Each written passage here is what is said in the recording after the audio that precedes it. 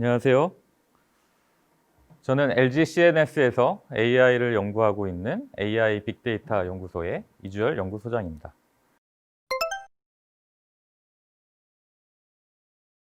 저는 오늘 여러분들께 인공지능의 현재 그리고 우리의 미래라는 제목으로 이야기를 하고자 합니다. 특히 이번 시간에 인공지능이란 무엇인가, 그리고 인공지능이 어디에 활용되고 있는지, 또 앞으로 우리가 인공지능의 시대를 맞이할 미래에 대해서 말씀을 드리도록 하겠습니다. 먼저 철수와 영희의 이야기부터 시작을 해보도록 하겠습니다. 철수는 호기심이 되게 많은 것 같아요. 철수가 영희한테 이렇게 물었습니다. 누가 이 지구를 만들었는지 알아? 라고 물어봤는데요.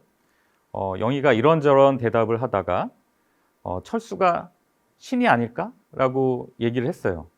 그랬더니 영희는 신이 무엇일까? 라고 또 거꾸로 질문을 했고, 철수는 지구를 창조한 지성이다 라고 답변을 했네요. 그리고 영희가 신이 존재해? 라고 물어봤을 때 철수는 그게 최선이니까 존재한다고 믿어 라고 이렇게 대화를 했네요. 철수가 굉장히 성숙한 아이인 것 같아요. 자, 여러분, 이 대화를 들으면 어떨까요? 뭐 중학생 또는 고등학생끼리의 대화 같아 보이죠? 그런데 놀랍게도 이 중에 인공지능이 있습니다. 철수 아니면 영희가 인공지능인데요. 바로 누가 인공지능이냐면 철수가 사실은 인공지능이었어요. 그 GPT-3라는 약간은 조금 이상한 이름의 인공지능인데요. 인공지능이 사람과 이런 대화를 했습니다. 누가 인공지능인지 전혀 눈치채지 못하셨죠? 네, 이만큼 인공지능이 지금 굉장히 우리 현실 세계에 많이 와 있는 것 같습니다. 오늘 앞서 말씀드린 바와 같이 저는 첫 번째, 인공지능이란 무엇인가? 그리고 두 번째, 이러한 인공지능은 어떻게 동작하는가? 세 번째, 인공지능이 어떻게 활용되는지, 인공지능의 현재, 그리고 마지막으로 인공지능과 우리의 미래에 대해서 차근차근 말씀드릴게요. 첫 번째, 인공지능이란 무엇인가? 자, 여러분들 지금 아마 인공지능이라는 서비스를 많이 접하고 계실 거예요. 아주 가까운 예로는 알파고, 벌써 알파고가 4년 전 이야기인데 우리가 알파고가 인공지능 굉장히 큰 충격을 받았죠. 또 여러분 곁에 있는 AI 스피커, 뭐 음악을 틀어달라고 하든지 아니면 오늘의 날씨를 알려달라고 하든지 이런 AI 스피커 많이 쓰시죠? 그리고 스마트폰에 있는 AI, 궁금한 걸 물어보기도 하고, 또 우리가 자동차를 탔을 때는 내비게이션이 있죠. 말로 우리가 어디 가는 길을 물어볼 수도 있고, 또 말로 안내를 받을 수도 있죠. 이미 우리 생활 속에는 이 인공지능이라는 것들을 많이 접하고 계실 겁니다. 그리고 아주 가까운 미래에는 자율주행차도 아마 등장할 겁니다. 우리가 그냥 목적지만 입력을 하면 알아서 우리를 데려다주는 이런 자율주행도 조만간 나온다고들 얘기를 하고 있죠. 우리가 이렇게 인공지능들을 많이 접하고 있는데요. 인공지능의 정의를 뭐라고 얘기를 할 수 있을까요? 아마 강의를 듣고 계신 많은 분들이 다 생각하시는 바가 다를 거예요. 그래서 제가 인공지능 교과서가 정의하는 인공지능을 한번 정리해 봤습니다. 인공지능 교과서, 여기서 말씀드리는 제가 인공지능 교과서는 Artificial Intelligence A Modern Approach라는 AI를 공부하는 대학원생들이 보는 책이 있어요. 거기서부터 가져온 건데 그 책에 따르면 첫 번째, 인공지능은 인간처럼 생각하는 시스템이라고 정의를 하고 있고, 두 번째, 인간처럼 행동하는 시스템, 세 번째, 합리적으로 생각하는 시스템, 네 번째, 합리적으로 행동하는 시스템이라고 정의를 하고 있어요. 잘 보시면 인간처럼이라고 좀 묶어서 생각해 볼 수 있고, 또 한 가지는 합리적으로 이렇게 묶어서 생각해 볼 수 있습니다. 불행히도 인공지능의 정의가 4가지나 되죠. 이것처럼 사실은 인공지능은 인류가 꿈꾸는 비전일 뿐이지 완벽한 정의는 없습니다. 다만 인간처럼 또는 합리적으로 생각하고 행동하는 시스템을 우리는 통틀어서 인공지능이다. 이렇게 이해를 하시면 될 것 같습니다. 그런데 인공지능인지 아닌지 어떻게 알아볼 수 있을까요? 네, 여기에는 인공지능의 시험이 있습니다. 아주 유명한 시험인데요. 인공지능을 판별할 수 있는 기준인 튜링 테스트라는 게 있습니다. 여기서의 튜링은 알렌 튜링이라는 수학자의 이름을 말하는 거고요. 이 알렌 튜링은 컴퓨터를 최초로 고안한 그런 과학자라고 보시면 됩니다. 이 알렌 튜링이 제안한 바는 두 주체가 대화를 나누고 있을 때 어느 쪽이 인공지능인지 사람이 알 수 없다고 한다면 그것은 바로 인공지능이다 라고 하는 아주 간단한 인공지능의 기준을 마련했습니다. 자, 제가 오늘 철수와 영희의 이야기로 시작했는데요. 어떠신가요?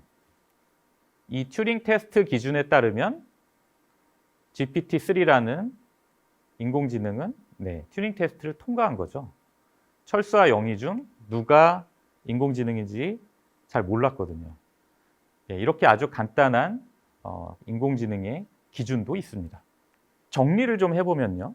앞서 말씀드린 것처럼 인공지능을 종류로 좀 나눠볼 수 있을 것 같아요.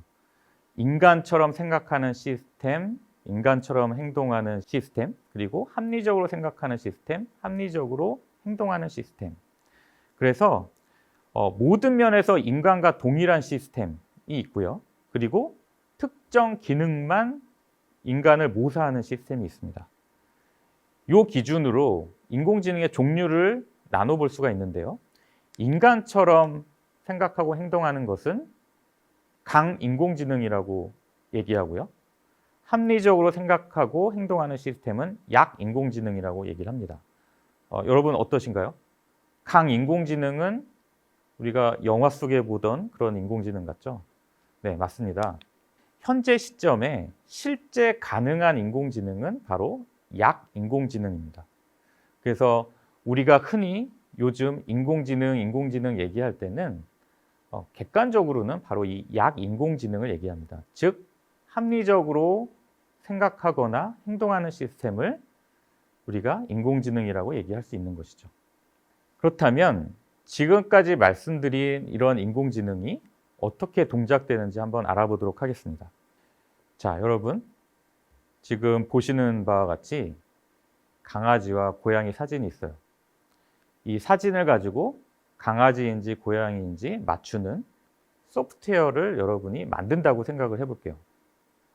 어떻게 만들 수 있을까요? 아마 강아지 모양은 이럴 거야, 고양이 모양은 이럴 거야 라는 어떤 규칙을 만들고 거기에 맞아 들어가면 강아지다, 고양이다 이렇게 아마 만드실 거예요.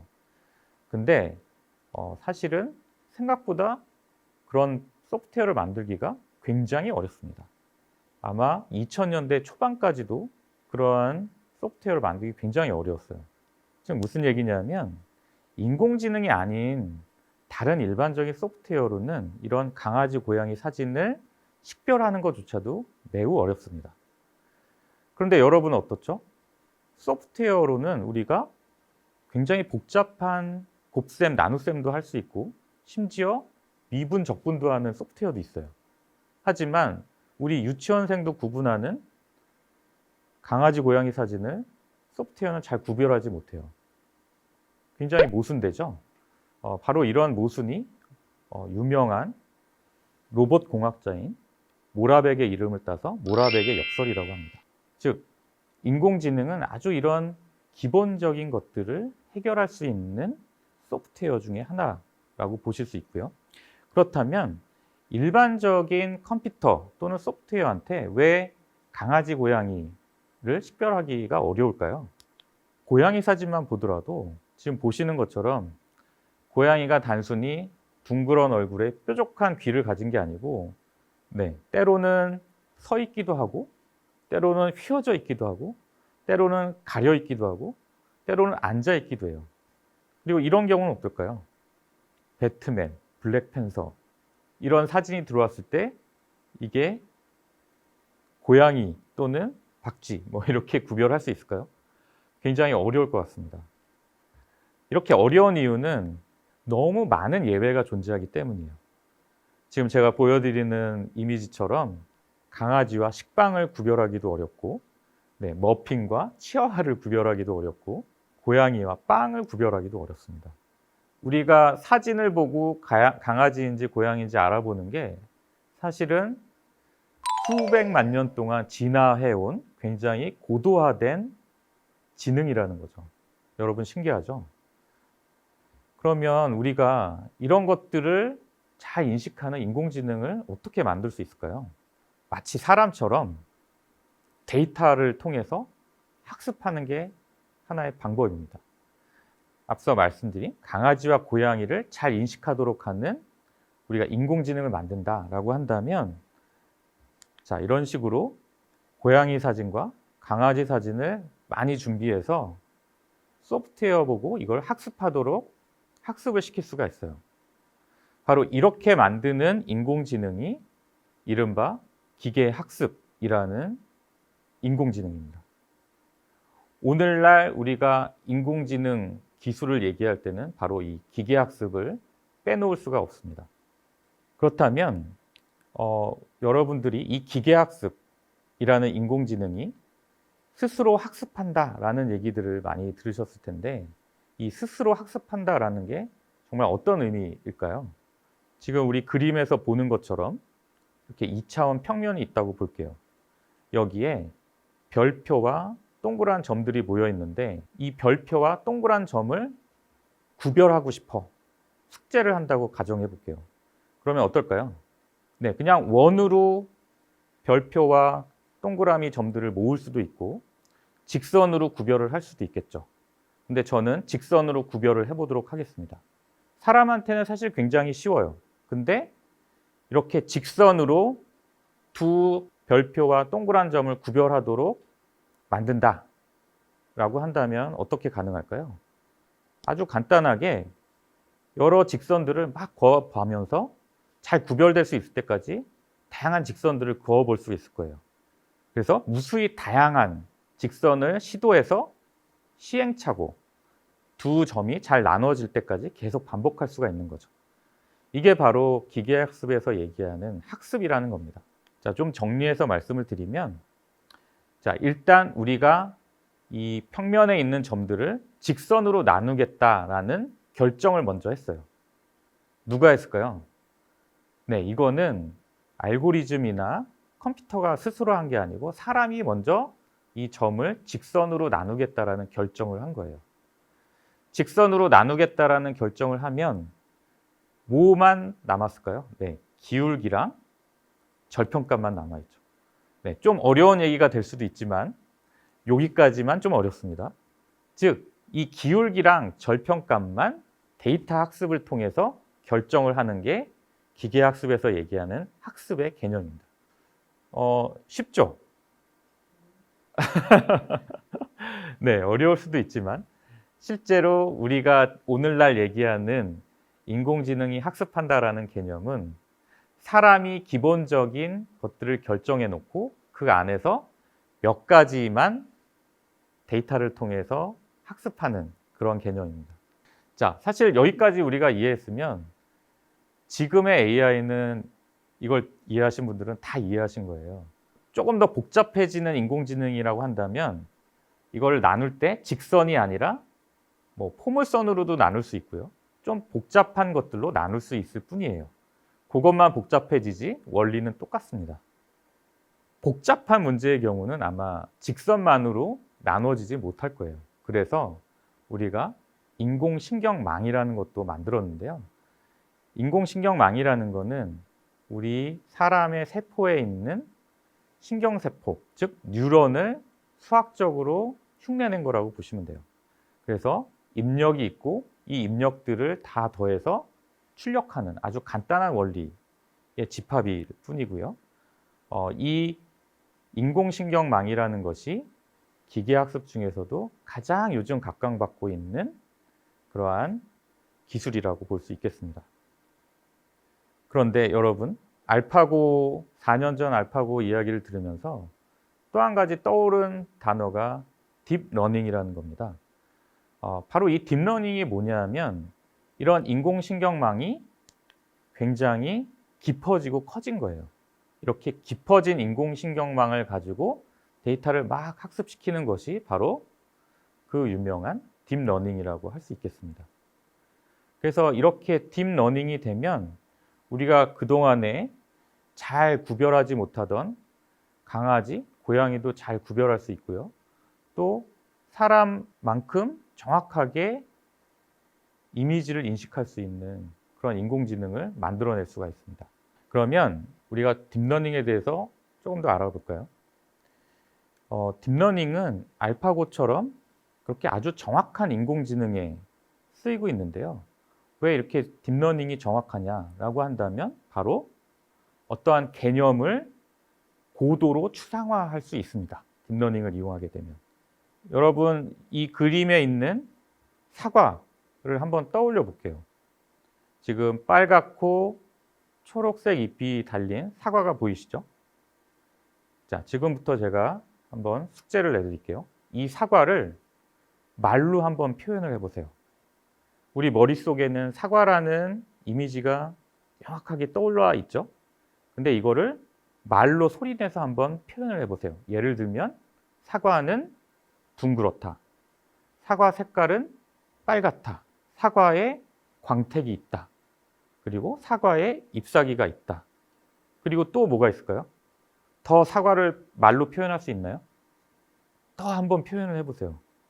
자, 뭔가 머릿속에 사과라는 이미지는 분명하지만 이거를 어떻게 말로 표현하기가 너무 어렵죠. 뭐 자세히 보면은 거기 노란 점이 조그맣게 있어서 뭐 노란 점이 있다. 이 정도까지만 우리가 떠올릴 수 있고 더 이상 어떻게 말로 표현이 안 될 거예요.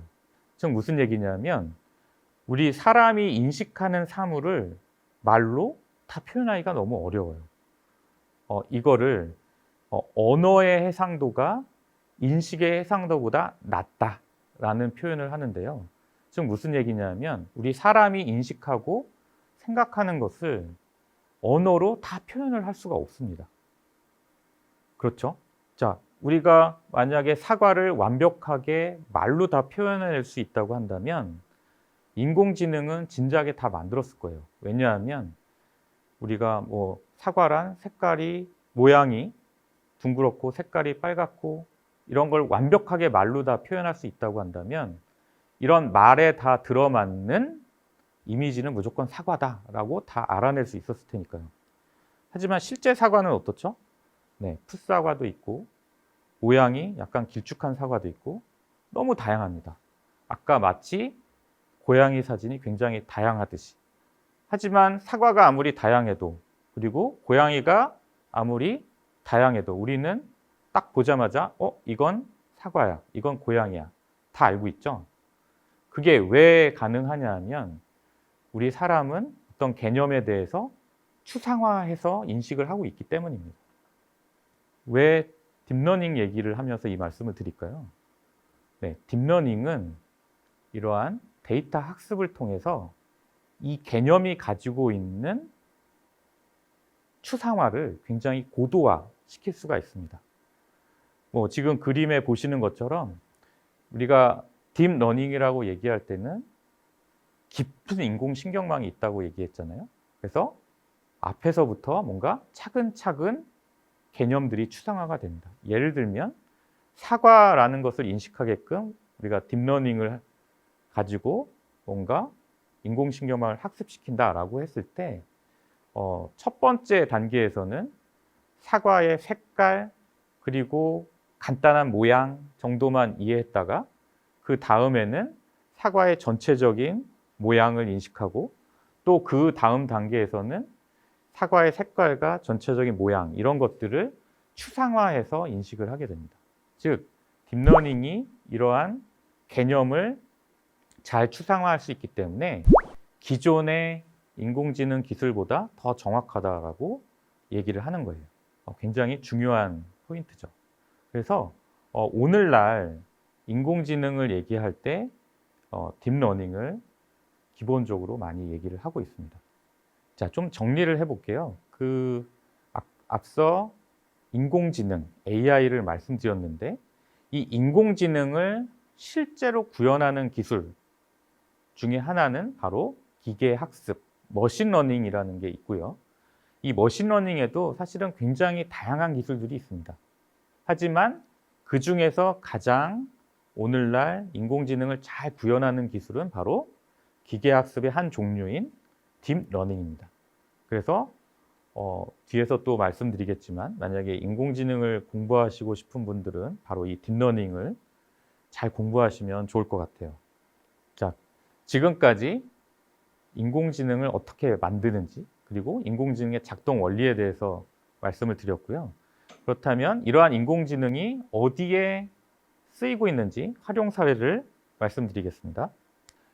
이 인공지능의 활용 사례를 잘 말씀드리기 위해서 제가 좀 적용 영역들을 나눠봤어요. 뭐냐면 사람의 눈을 대신하는 시각 AI. 그래서 우리가 앞서 봤던 것처럼 그런 이미지나 또는 동영상을 이해하는 것, 또 인식하는 것, 이러한 시각 AI 영역이 있고요. 그리고 우리 언어, 사람이 얘기하는 것을 자연어라고 얘기하죠. 이 언어를 듣고 이해하는 언어 AI 영역이 있고요. 그리고 뭐 시각이나 언어는 아니지만 우리 숫자 데이터 이런 것들도 있죠. 이런 숫자 데이터를 잘 이해해서 뭔가를 예측하는 데이터 AI 영역도 있고요. 그리고 언어, 시각, 데이터들을 다 복합해서 인공지능 서비스를 하게 되는 복합 AI라는 영역들도 있습니다. 그러면 차근차근 시각 AI부터 우리가 어디에 활용되는지 말씀을 드리겠습니다. 시각 AI 중 이미지 인식 사례를 좀 말씀드릴게요. 이미지 인식은 앞서 강아지, 고양이처럼 가장 많이 활용되는 사례인데요. 어디에 또 활용될 수 있는지 잘 생각해 보시면 우리 공항을 가잖아요. 공항을 가면 혹시 위험 물질을 갖고 있는지 이 엑스레이에서 보안 검색을 합니다. 그거를 사실은 사람이 이렇게 눈으로 보는데요. 그거를 우리 인공지능이 사람 대신 사람의 눈을 대신해서 혹시 위험한 물건이 가방에 있는지 그런 걸 인식하는 그런 사례도 있고 또 기업에도 그 정보가 유출될 수 있기 때문에 인가되지 않은 USB나 하드디스크 이런 것들이 혹시라도 있는지 이런 엑스레이 보안 검색들을 합니다. 그런 것들을 사람의 눈을 대신해서 인공지능이 찾게 되는 그러한 보안 검색 자동화 영역의 시각 AI 사례가 있고요. 그리고 사실 우리 일반인들한테는 좀 와닿지 않지만 우리가 공장에서 제품을 만들 때 사실은 이 외관에 어떤 외형 불량들이 생길 수가 있습니다. 근데 이게 굉장히 고도화된 어떤 제품에서는 사람의 눈으로 찾기가 굉장히 어렵거든요. 근데 그런 불량품이 우리 소비자들한테 그냥 나가면 안 되기 때문에 항상 불량 검사라는 걸 하게 되는데요. 이거를 AI가 대신 해주는 겁니다. 사람이 눈으로 확인하는 거를 바로 이 인공지능이 대신 해주는 거죠. 그래서 불량 검사 자동화라고 얘기하는데요. 뭐 우리 전자제품에 들어가는 회로 기판에도 자세히 보시면은 뭐 이 불량이 있을 수 있는데 그런 것들을 잡아낸다거나 또는 우리가 어떤 고무 같은 이러한 생산품들을 만들어내는데 거기에 이물이 들어가는 것들을 찾아낸다거나 또 어떤 불량이 있을 때 어디가 불량이에요 라고 이렇게 알려주는 이러한 불량 검사 자동화에 시각 AI가 잘 활용이 되고 있습니다. 그리고 우리가 보건소나 병원 가서 우리 폐 사진을 찍잖아요. 엑스레이. 그러면 거기에 혹시 결핵이 있는지 이런 것들을 사실은 의사 선생님들이 판독을 하는데요. 이거를 AI가 도와줄 수가 있습니다.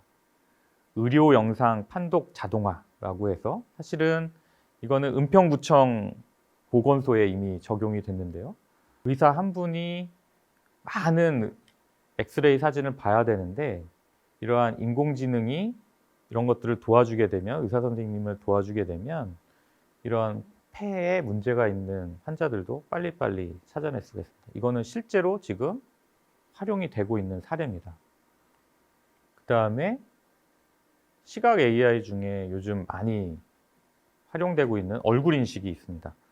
뭐 우리 회사 같은 경우에는 아무나 들어갈 수 없기 때문에 직원들만 들어가야 되거든요. 그래서 뭐 보통은 이러한 출입증이 있는데 출입증 대신에 얼굴을 등록하고 사진에서 보시는 것처럼 얼굴만 딱 비추면 인가돼서 들어가거나 또는 구내 식당에서 식사 결제를 할 때 얼굴로 그냥 결제를 하는 이러한 사례들이 실제로 제공이 되고 있고요. 뭐 중국 같은 경우에는 학교에도 얼굴로 등교를 한다고 합니다. 그만큼 얼굴 인식이 지금 많이 보편화되고 있습니다.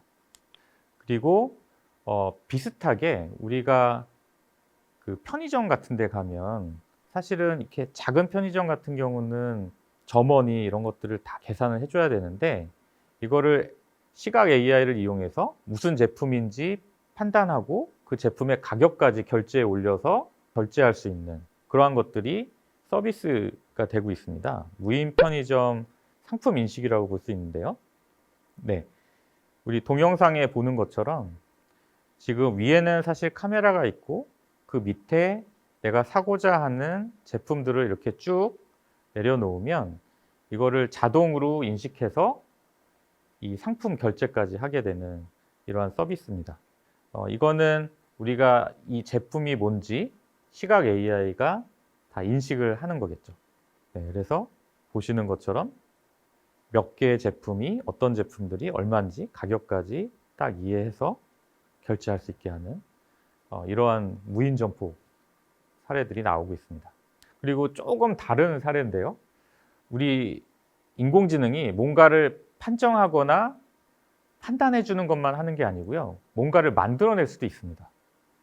제가 인공지능 화가라는 이름을 붙였는데 자, 유명한 명화와 일반 사진을 합성을 해가지고 그렇죠? 또 하나의 작품을 만들어내는 것처럼 만들 수가 있죠. 그리고 제 얼굴도 명화에 합성을 해봤는데 그럴듯하게 나오죠. 그래서 오늘날 인공지능은 뭔가를 판정해 주는 거에 그치는 게 아니라 사람처럼 뭔가를 막 만들어내기도 합니다. 그리고 정지 이미지만 있는 게 아니라 동영상에서도 AI가 활용이 되고 있습니다. 동영상 AI 어디 많이 활용될까요? 네. CCTV 같은 데 많이 활용되고 있습니다. 그래서 인공지능 CCTV라고 얘기할 수 있는데요.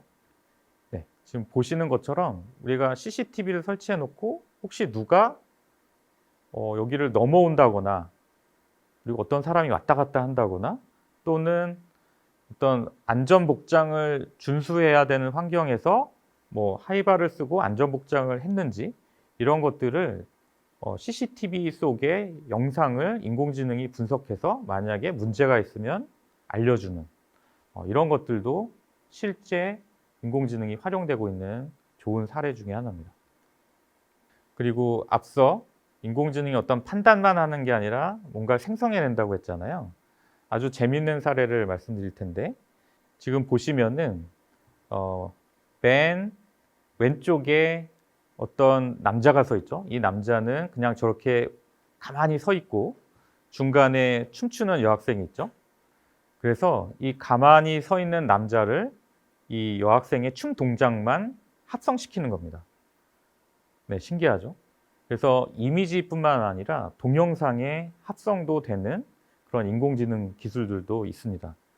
보시면은 남자는 그냥 아주 그냥 아저씨 춤을 추고 있는데 금방 배웠네요. 소녀시대의 지춤을 추고 있네요. 이러한 사례들도 있고 이런 것들이 예술이나 이런 쪽에 또 활용이 되기도 합니다. 지금 여러분들 보시면은 아이언맨 영화 속의 한 장면이죠. 근데 뭔가 주인공이 바뀐 것 같지 않나요? 예, 톰 크루즈가 주연한 아이언맨입니다. 네, 농담이죠.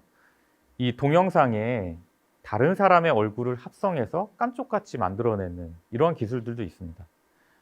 이거는 어떠한 다른 기술이 아니라 바로 이 인공지능의 학습 기능을 이용해서 동영상 속 얼굴을 합성하는 기술이고요. 이거를 뭐 요즘은 딥페이크라고도 부르고 있습니다. 자, 지금까지 시각 AI에 대해서 활용 사례를 말씀드렸고요. 다음은 언어 AI 활용에 대해서 말씀드리겠습니다. 언어 AI는 앞서 말씀드린 것처럼 우리 사람이 쓰는 자연어, 그게 음성일 수도 있고요. 그리고 글일 수도 있죠. 이런 것들을 인공지능이 잘 이해하고 뭔가 또 생성해내기도 합니다. 대표적으로 어떤 문장이 있을 때 이 문장이 긍정적인 표현인지 부정적인 표현인지 또는 이 문장의 의도가 무엇인지 이런 것들을 파악해내는 문장 분류 영역이 있고요. 그리고 우리 많이 쓰고 있는 팝하고나 구글 번역기처럼 언어 번역을 한다거나 아니면 긴 문장이 있을 때 이거를 요약한다거나 이런 것도 가능하고요. 그리고 내가 문서를 주고 이 문서에서 질문을 했을 때 그 질문에 맞는 답변을 찾아내는 거, 이런 자동 답변을 하는 거, 더 발전해서 기계와 컴퓨터와 대화하는 이런 대화, 이런 것들이 바로 언어 AI의 활용 영역이라고 볼 수 있겠습니다.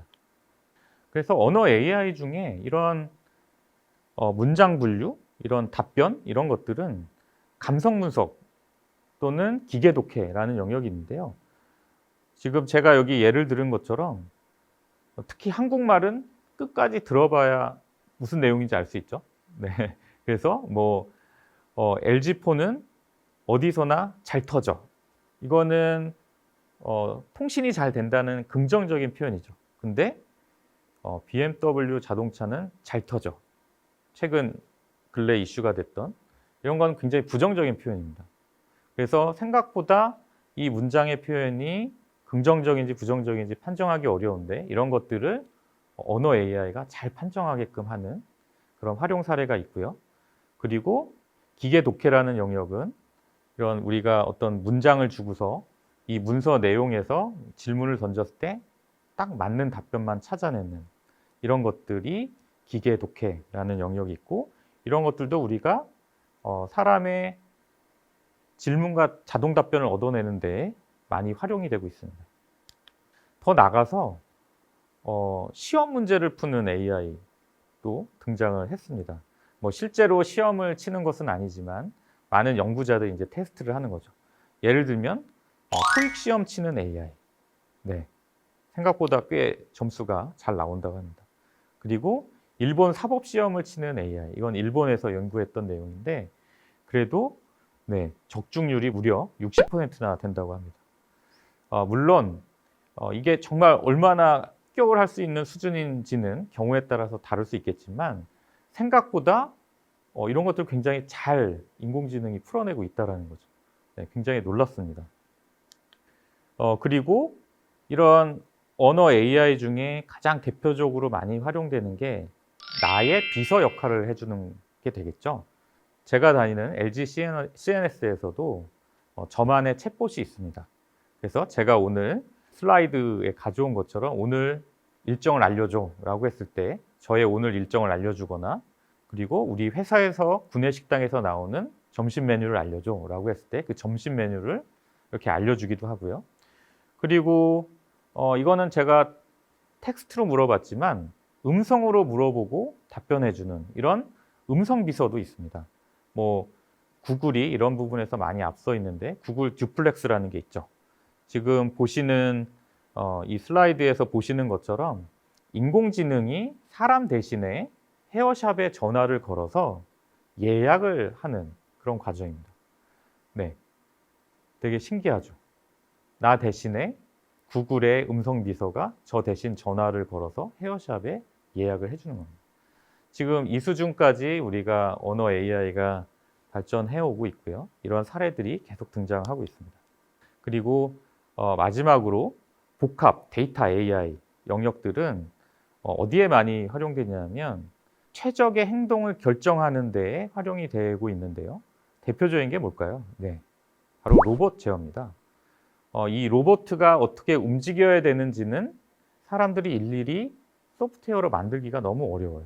그렇기 때문에 이런 학습을 통해서 로봇이 어떻게 움직여야 되는지 배울 수 있는 이런 로봇 제어 영역에서도 인공지능이 활용이 되고 있고요. 그리고 이런 어떤 행동의 제어와 앞서 말씀드린 동영상 인식이 결합되면 어떻게 될까요? 네, 대표적인 사례 중에 하나가 바로 자율주행 자동차입니다.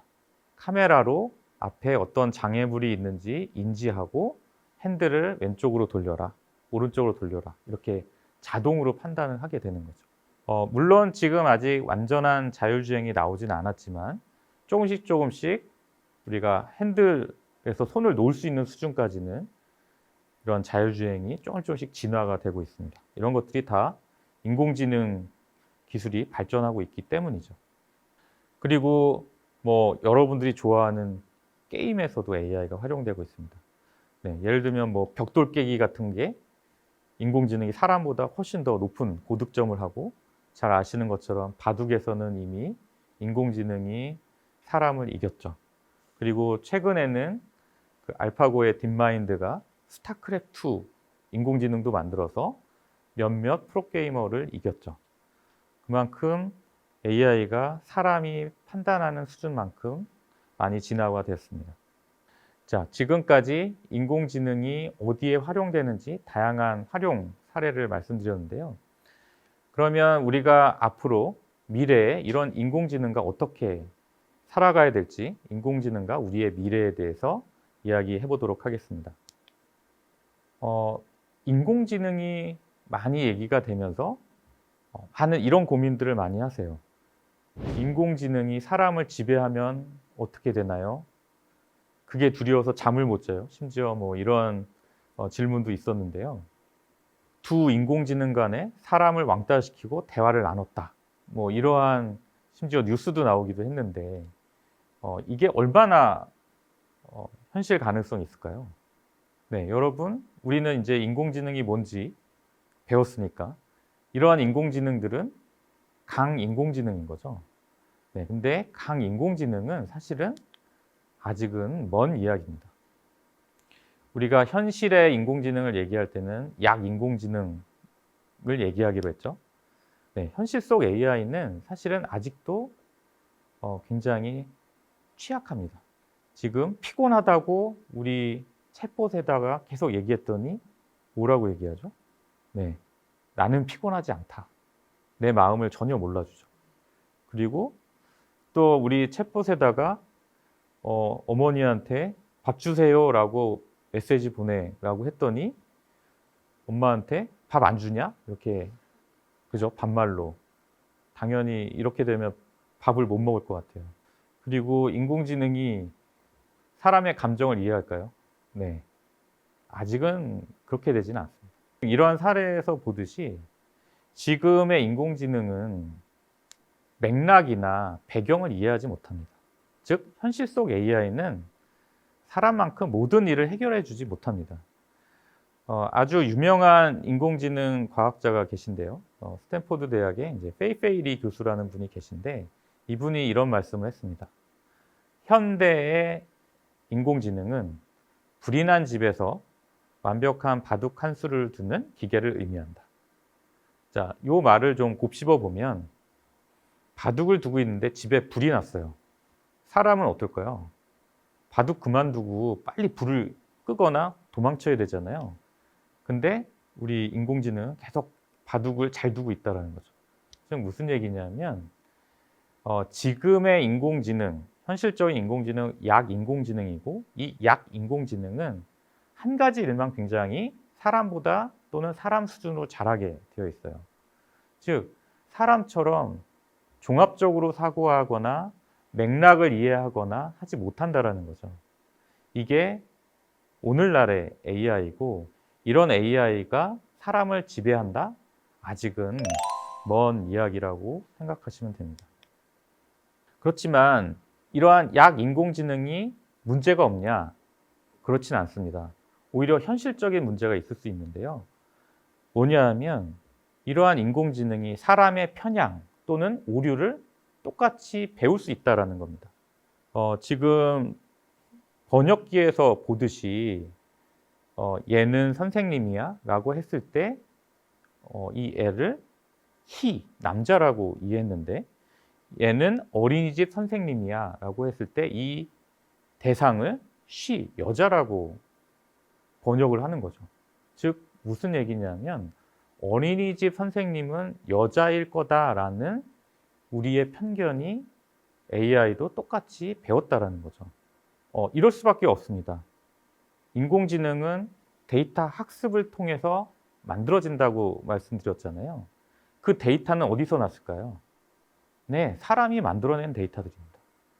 그 데이터 속에 이미 사람의 편견과 오류가 들어갈 수 있고 이거를 그대로 인공지능이 배우기 때문에 사람과 똑같은 편견과 오류를 가질 수가 있다는 거죠. 이거는 굉장히 심각할 수 있는 이야기이기도 합니다. 왜냐하면 우리가 인공지능에다 기대하는 거는 뭘까요? 기계이기 때문에 사람보다 더 공정하고 객관적일 거다라고 믿지만 사실은 사람만큼 편향될 수도 있다라는 얘기입니다.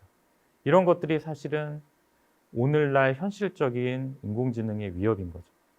그래서 이 AI 윤리, AI 공정성에 대한 화두가 많이 얘기되고 있고 이런 AI가 어떻게 하면 공정하게 판단하게 할 거냐라는 논의가 실질적으로 이루어지고 있습니다. 우리가 주의할 것들은 아마 이런 걸 거고요.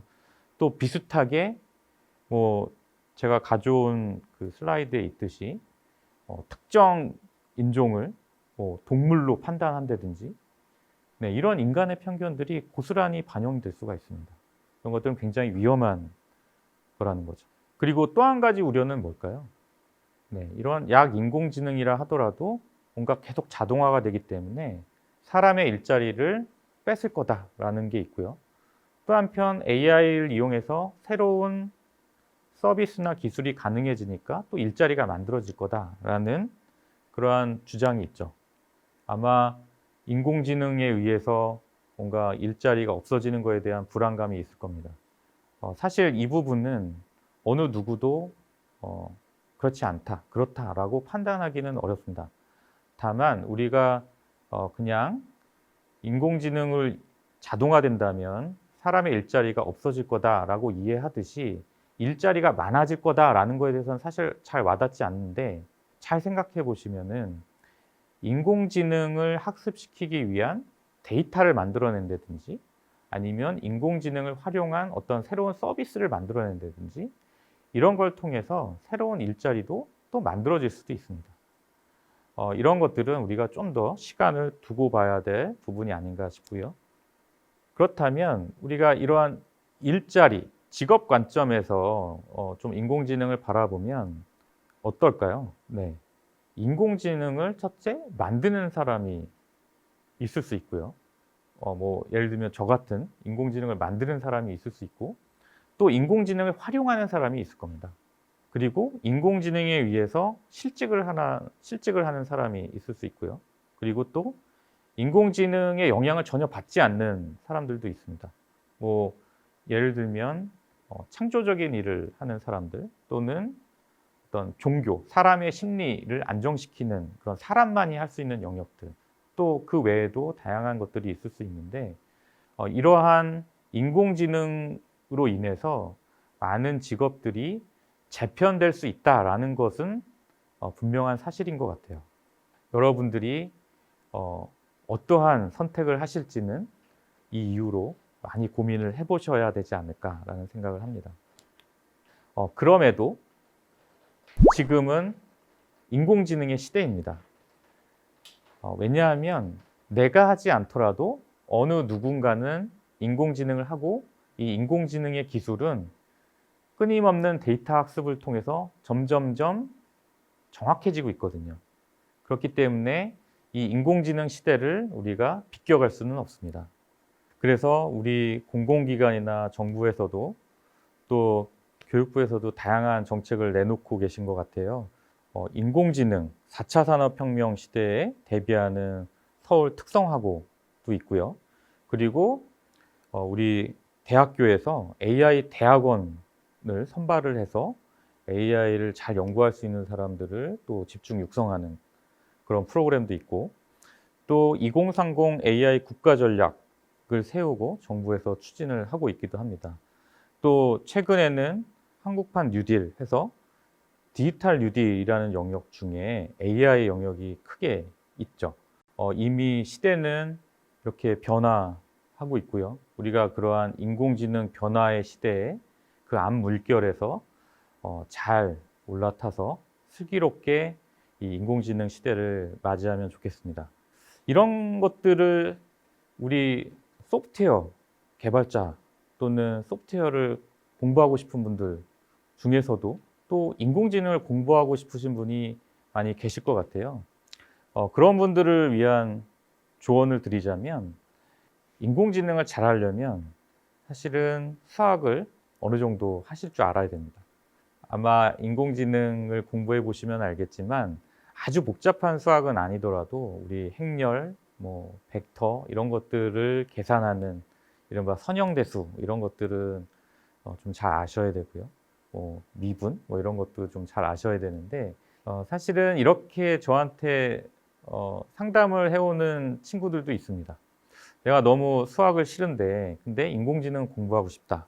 어떻게 해야 되느냐라는 사실은 상담을 해오는데, 저는 이렇게 얘기를 합니다. 왕도는 없습니다.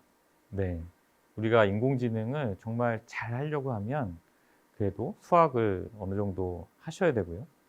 그리고 두 번째, 알고리즘을 잘 하셔야 됩니다. 우리 컴퓨터 하시는 분들은 알고리즘 많이 다루시죠. 그리고 기계학습에서 얘기하는 학습 알고리즘도 우리가 공부를 해야 되고, 또 통계도 공부를 하셔야 되고요. 그리고 우리가 소프트웨어 페스티벌이잖아요. 저는 어느 누구보다도 이 소프트웨어 개발하시는 분들이 인공지능을 가장 잘 그리고 빨리 배울 수 있다고 합니다. 왜냐하면 인공지능도 결국에는 소프트웨어거든요. 인공지능이 제가 오늘 말씀드린 것처럼 복잡한 알고리즘, 무슨 인공신경망, 데이터 학습 이런 말씀드리지만 그런 것들은 다 소프트웨어로 구현이 되는 겁니다. 그렇기 때문에 프로그래밍을 반드시 할 줄 알아야 되고, 이미 프로그래밍을 할 줄 아는 우리 소프트웨어 개발하시는 분들은 금방 인공지능을 공부하실 수 있다고 생각합니다. 그래서 프로그래밍을 잘 하려고 하면 바로 이런 데이터를 다룰 줄 알아야 되고, 또 알고리즘을 소프트웨어로 프로그래밍 할 수 있어야 되고, 또 이 소프트웨어를 가지고 막 데이터를 학습시키는 이런 실험 이런 것들도 잘 하실 수 있어야 됩니다. 어떻게 보면 되게 어려워 보이지만 소프트웨어를 개발을 할 줄 안다고 한다면 나머지들은 조금씩 공부하시면서 충분히 인공지능 인재가 될 수 있다라고 저는 생각을 합니다. 네, 이제 거의 마무리할 시간이 됐는데요. 사실은 인공지능에서 가장 중요한 게 뭐냐라고 한다면 당연히 인재입니다. 사람이 꼭 필요해요. 우리 소프트웨어 개발하시는 분들도 잘 아시겠지만 소프트웨어 개발하기 위해서는 컴퓨터도 필요하고 프로그래밍 도구도 필요하지만, 사실은 그것보다는 누가 하느냐, 사람이 하는, 소프트웨어를 잘 개발하는 사람이 제일 중요하잖아요. 마찬가지로 인공지능도 마찬가지입니다. 그래서 데이터도 중요하고 알고리즘도 중요하지만 그런 것들을 잘 다룰 줄 아는 인공지능 인재, 이게 가장 중요한 거고요. 이러한 인공지능 시대를 맞이하여 인공지능을 잘 하는 그런 인재들이 우리나라에서도 많이 나왔으면 좋겠습니다. 이상으로 오늘 제가 드리고 싶은 말씀은 다 드렸고요. 인공지능을 같이 하는 그러한 시간을 꿈꿔보면서 이만 강의를 마치도록 하겠습니다. 감사합니다.